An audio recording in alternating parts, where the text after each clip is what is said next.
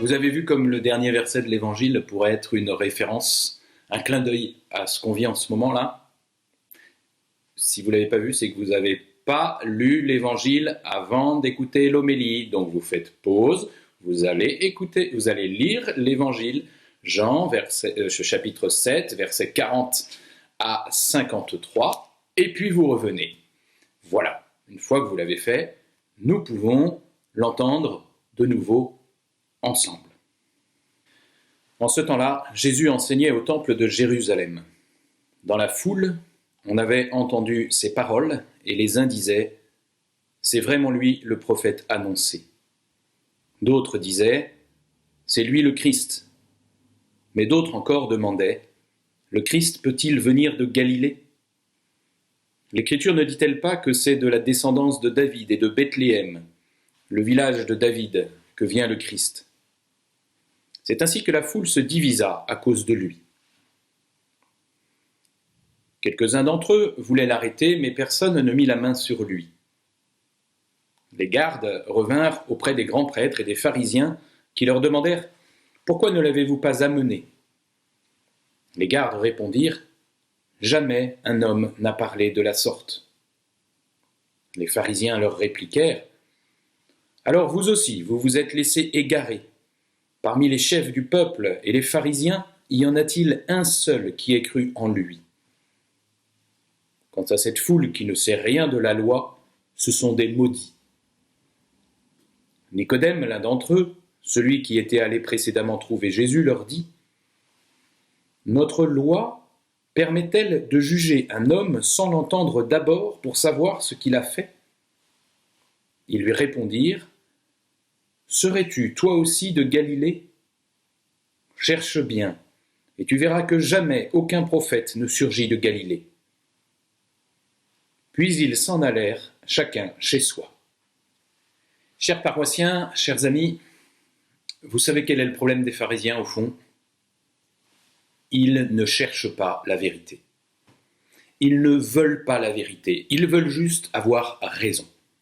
Ils veulent bien discuter, mais pas écouter. Ils veulent bien échanger, mais si cela ne change rien pour eux. Ils veulent bien enseigner, mais pas comprendre.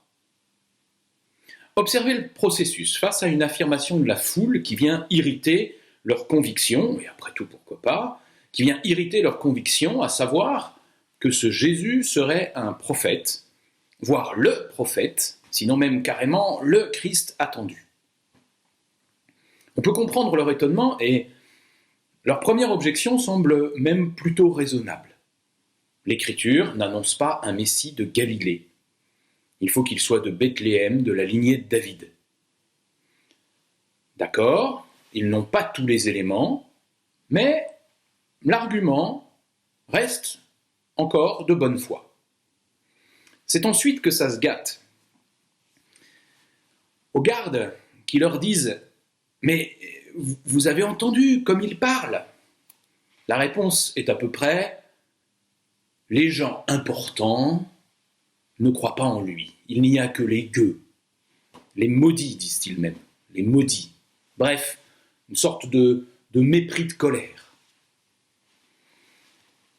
Quand alors l'un de ces importants, Nicodème, l'un d'entre eux, qui a fait l'effort, secrètement certes, mais tout de même, qui a fait l'effort donc d'aller l'écouter, quand celui-ci suggère justement qu'on ne peut le condamner avant de l'avoir écouté, il n'a comme seule réponse que la menace d'être jeté dans le même mépris que la plèbe, et de toute façon, ce n'est pas possible. Point, barre, fin de la discussion, dispersion.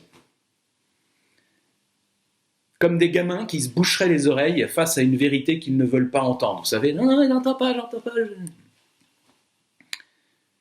Chers frères et sœurs, chers paroissiens, celui qui veut connaître réellement, celui qui veut connaître véritablement mieux qui est Jésus, ne pourra pas économiser de se mettre réellement à son écoute.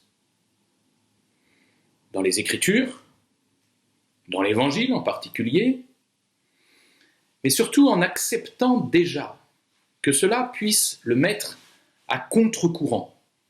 du prêt-à-penser contemporain, de ce que tout le monde dit, de ce que les importants pensent, en acceptant de devenir avec lui signe de contradiction, en acceptant, au final, que cela change sa vie, parce que jamais un homme n'a parlé de la sorte.